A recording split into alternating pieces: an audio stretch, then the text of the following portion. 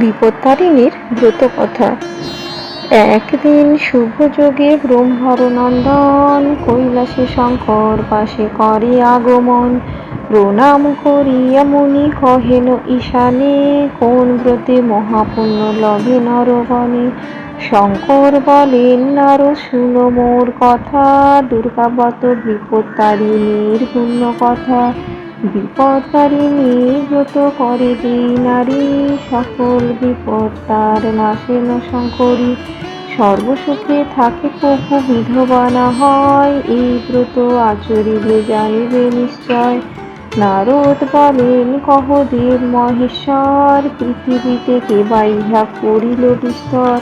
মহেশ্বর বলে শোনো নারদ তপোধন, বিদর্ভ নগরে ছিল একটি রাজন। পরাক্রমশালী গুণবান মহামতি, গুণবতী তার জায়া পতিব্রতা সতী। একদিন রানী চর্মকার জায়া শনে, বন্ধুত্ব করিল দোহে বসিয়া গোপনে। একদিন সখীরে রানী বলেন বচন, গোমাংস দেখিব আন করিয়া গোপন। শুনি নারী ঘরে তবে গেল সেইক্ষণ, পাত্র ভরি মাংস নিল করিয়া গোপন। মাংসপাত্র রাখে রানী আপন ভবনে, ভৃত্য গিয়া রাজারে কহিল গোপনে। ক্রুদ্ধ অতি নৃপবর কহেন রানীরে, গৃহে গো মাংস তুমি আনো কি কারণে। এমন অকৃত্যকর্ম যদি করো তুমি, যমালয়ে এই ক্ষণে পাঠাইব আমি।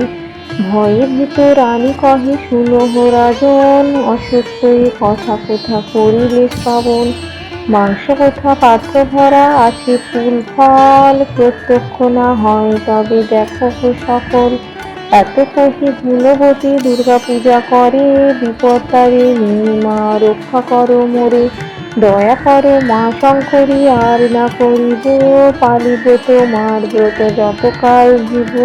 পূজায় সন্তুষ্ট তবে কহেন পার্বতী, মোর বাক্য শুনো গৃহে যাও গুণবতী। গোমাংস ভরি পাত্র রেখেছ কপনে, ফল ফুল হবে তাহা আমারও বচনে।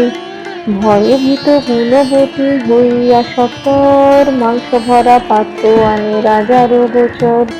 পাত্র খুলে দেখে নৃপ ভরা ফুল ফল, তুষ্ট হয়ে রানী করে অর্পণ করিল।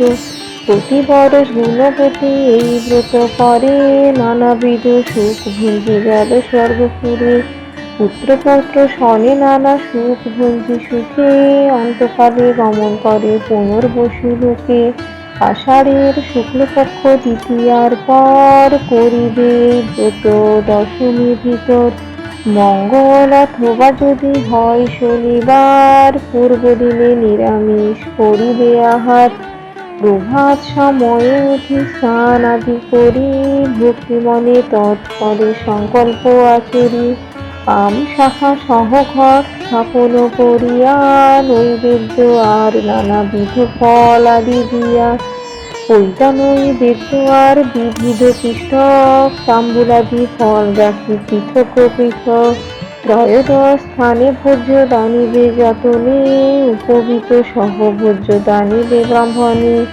দক্ষিণা করি দান শেষে যথাশক্তি, ব্রত কথা শুনিবে মনে করি ভক্তি। ত্রয়োদশ গ্রন্থিযুক্ত লাল রঙের ডোরে, বাঁধিবে দক্ষিণ হস্তে নারী আর নারী। ভক্তি মনে এই ব্রত যে করে পালন, তাহার বিপদ নাহি হয় কদাচন।